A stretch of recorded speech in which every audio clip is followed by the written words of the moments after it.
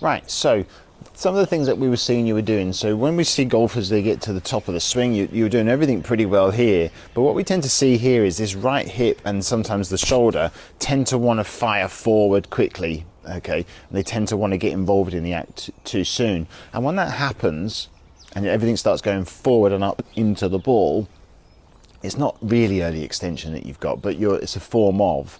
When that right hip wants to go forward and fire, because you're seeing how you're coming off the right heel here through to the swing, your arms get trapped. You've got nowhere to go. They've got nowhere to fall into place to then swing through.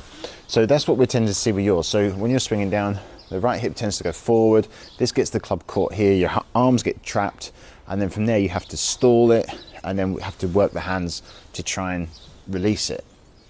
So we've got to try and keep that right hip back to keep out of the way. So if I keep my right hip back here and allow the arms to drop down, I've got all this space here that I can get the club head into the right position, or what we call the slot, if you want to call it, to then fire through, rather than yours, which has already gone too early.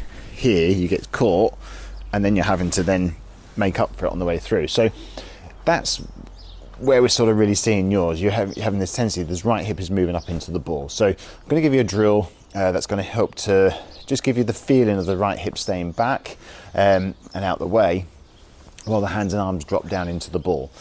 It's a feel thing.